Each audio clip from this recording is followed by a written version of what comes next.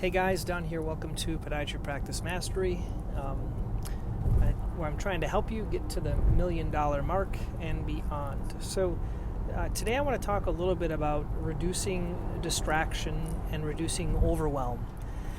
This is something that I kind of struggle personally with, and I think a lot of us that are kind of busy doctors and entrepreneurs and things like that, we kind of struggle with.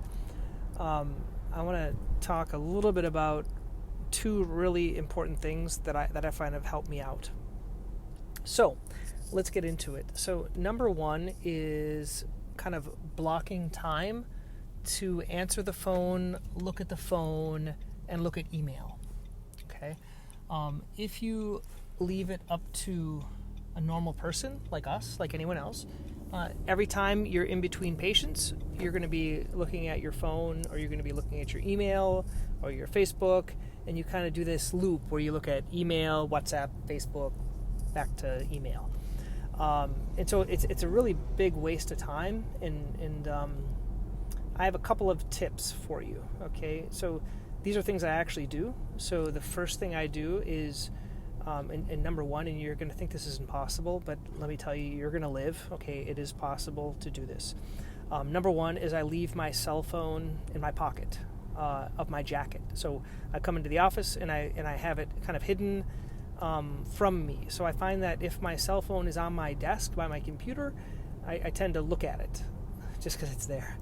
And even if I don't need to look at it, it's like a addictive reaction to anything else. So number one is you put the cell phone in your pocket or in your backpack or just out of visibility. I don't recommend leaving it on your person because you get distracted with patients, you get vibrations, you get all this other stuff. Now, if you think you're like super busy, I can get some other ideas for you. But if you're super important, I would forward the messages or forward the phone calls to your office and have your office staff take calls. What I do certain times is I actually train my wife. Okay, I know. Oh, what happens if your spouse calls? Well, my wife is trained that if she needs to reach me and I don't answer, she calls me at my office and my staff interrupt me. So that's what I've trained people to do. So you can train people to do whatever you want to do, but that way you are more focused on what you're doing and not distracted. So number one would be not having your cell phone on your person. Okay, you are going to live. Okay, you're not going to die. Take a deep breath. Okay, and do what I say. Okay, if not, just enjoy being distracted. If you don't mind being distracted, I don't know why you're listening to this. Okay, but I don't like it. So that's number one, is leave your cell phone in your pocket. And so then what do? Well, I like to take my cell phone out at lunchtime, and that's the time I look at it. I check all my voicemails, check all my WhatsApp messages, check all my text messages, do everything within that like 15 or 20 minute block time. That's called blocking your time and doing it at that time. And then I put it back in the pocket or back in my backpack, and then I don't look at it. Okay. Occasional days I'm expecting a call or something else like that. Yeah, that's understandable. But I have a much more peace of mind when I don't look at it all the time. And I take care of everything like in one clean swoop, and I, triage all the stuff that I have to do at that one time. It's a lot easier. So that's number one. The other recommendation, besides not having your cell phone on you, is not being distracted on the computer. Now, this is a big one for me because a lot of times I feel like I'm being efficient, so I'm like multitasking. So I'm going to have 500 tabs open, including WhatsApp, where I'm chatting with people. So all the communication tools like Facebook, WhatsApp, LinkedIn, things like that, I tend not to open. I do that all within my block time. So I do it all within that 30-minute segment that I have.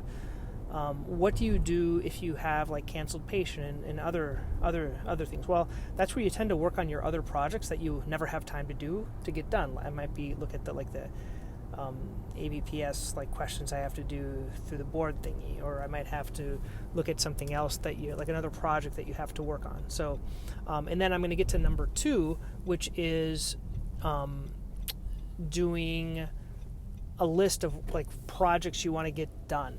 Okay, I know this seems real simplistic, but this is what works for me. So in the beginning of each week, I use this planner called the Productivity Planner. And that's what it's called. So you can Google it, Productivity Planner. I think it's like $30. I get one every 3 months, and I fill this out. So in the beginning of the week, I put in like what are the main things I want to get done each week, and I write those in there, and I do it just as the kind of the planner says. I don't use their like calendar. I use like a Google Calendar. I don't do like they have these like habit tracking things. I don't do that. I use it because it's a list of stuff that I have to do. And they use this thing called this technique, I think it's called pronounced Pomodoro technique, where it's like 30-minute segments of work. Now, that doesn't work. It just tells, I put in there approximately how long it's going to take me. And usually most things are like 1 or 2, like 30 minutes, because I don't have much more time than that to work on these projects. And so I put these projects in for the week, and then I go about my week. And so I look at the ones in the beginning that I put in there on Monday, and then each day I kind of pull over and I start at the top of the list. Like, what are the most important things that I wanted to do? For example, this week I'm doing this coaching thing with other podiatrists via WhatsApp. It's kind of a new group. It's called the $1 Million like masterclass. It was a mini course, and I've kind of changed it to $1 Million Mastermind. It's a group on WhatsApp, and I wanted these people, to the group that's listening, to all send me one thing that they're going to do each week to help their practice get to $1 million. And so I had them do that. They send me their numbers every day of how many patients they saw, what their most valuable patient was, how many orthotics, how many shockwave, and then they send me their numbers once a month we all kind of share it amongst each other. So it's a kind of an accountability group, but I wanted to add this thing that they're now going to send me one thing they want to do to move their practice forward. And so I put that out there, and I put that on my list, and it actually got done because I can check off the box, and it makes me feel really good to check off the box. And I had a few other things. I'm working on Swift, some new marketing materials. I wanted to get them out and send them to the referring doctors. So that was another thing on my list. So I have these things on my list because what I find is that if you don't have any plan for the week, you don't do anything. So like I was talking about before, if you have like a canceled patient, I have a list of stuff that I want to do and I want to get done. So you can keep your list wherever you want. I've tried a lot of complicated systems, and none of them really seem to work because I never either have a lot of time to do these things, or I forget about things, or I'm not interested. I lose interest. So what I find what works really well is in the beginning of the week, I sit down and I think of, well, what are some of the main things I want to do? Now, if you have a busy practice, you don't have much time to work on these things, And so, sometimes one of these things is finding a virtual assistant to help you. So that's something I did this week. I interviewed a couple of virtual assistants to help me out even more than I get help with my staff and my scribe and things like that. So those are the things that I would recommend to make your life a lot better. Would be number one, getting rid of the technology and the cell phone and stuff like that. I know you're hating me as I'm talking about that, but if you're feeling guilty and if you feel like you're on it a lot, you can get a lot of your time back, and you can earn a lot more revenue and not be distracted with work when you're with your family. Okay, that's number one. And number two is write a list of other things you want to do specifically to bring your practice to $1 million mark, because that's kind of the whole focus. What are the things you have to do? I'm working on right now Swift. I'm working on getting a new virtual assistant. I'm working on different types of projects, and then slowly you push those projects forward. And a lot of these projects, they're going to be piecemeal, right? So it's been 4 weeks I've been putting on there, market via Swift, or market your Swift, or improve this. And so it's each week I don't have a lot of time. None of us have time, we're busy with patients. But in the downtime, you can work on these things versus just checking your email, checking your Facebook, wasting your time with those things. Anyway, hope that's helpful.